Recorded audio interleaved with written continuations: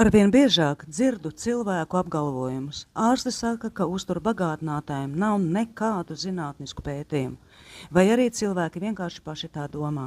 Un godīgi, man vienmēr rodas pretjautājums, kuri tieši pētījumi ir meklēti, jo realitātē uztura zinātne ir milzīga nozare. Ir tūkstošiem pētījumu par magniju, omegu 3, kreatīnu, aminoskābēm, zarnu veselību, iekaisuma mehānismiem, mitohondriju darbību. Un tie nav ezotēriski blogi. Tie ir zinātniskie žurnāli, pētniecības institūti, bioķīmiķi, fiziologi un uztura zinātnieki. Problēma bieži ir citur. Liela daļa ārstu ikdienā nestrādā ar uztura zinātni.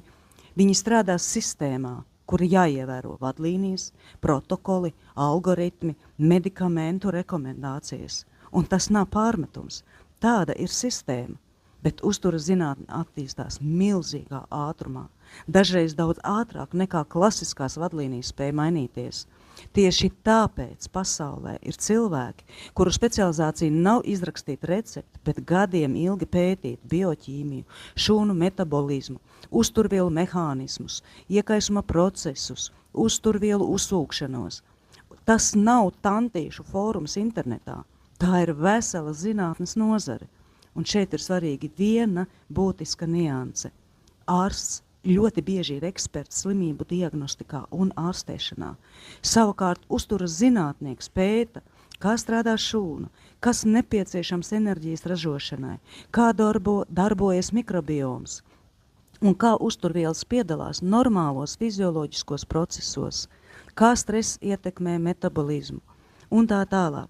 Tās ir divas atšķirīgas specializācijas. Tāpēc man ir grūti piekrist apgalvojumam, visi uztura bagātinātāji ir muļķības. Nē, tur ir ļoti daudz zinātnes. Cits jautājums, vai visi produkti tirgu ir kvalitatīvi? Protams, ka nē. Daudzos produktos ir sintētiskas formas, zema uzsūkšanās spēja vai devas, kas vienkārši nedod gaidīto efektu. Vai viss mārketings internetā ir godīgs? Arī nē, bet tas nenozīmē, ka uzturas zinātne neeksistē. Tieši otrādi, arvien vairāk cilvēku sāk meklēt ne tikai to, kā apspiest simptomu, bet arī saprast, kāpēc organisms nonāk konkrētajā stāvoklī, kāpēc trūkst enerģija, kāpēc cieš nervu sistēma, kāpēc pasliktinās atjaunošanās spējas. Tieši šeit sākas funkcionālā un holistiskā pieeja cilvēkam. Arī es ar šiem jautājumiem saskāros. Tāpēc lasīju, interesējos, salīdzināju informāciju un meklēju atbildes. Un tā es atradu Atomī, Dienvidkorejas kompāniju. Kāpēc tieši Atomī? Jo man ir svarīgi zināt, kur un kā produkts tiek radīts. Atomī sadarbojas ar Dienvidkorejas pētniecības un ražošanas uzņēmumu Kolmar, Korejā. Tas nav tikai ražotājs, bet uzņēmums ar savām laboratorijām, kur strādā zinātnieki, bioķīmiķi, farmācijas un produktu izstrādes speciālisti. Un runājot par ādas kopšanu un kosmētiku, Dienvidkoreja jau gadiem tiek uzskatīta par vienu no pasaules inovāciju līderiem šajā nozarē. Tieši šī pieeja kvalitātei man rada uzticību.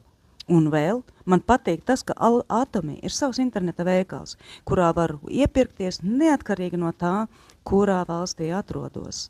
Un tieši šeit sākas arī mana funkcionālā un holistiskā pieeja. Ja arī tev svarīga kvalitāte, veselība un skaistums, raksti man privāti vai komentārā, ar prieku pastāstīšu vairāk.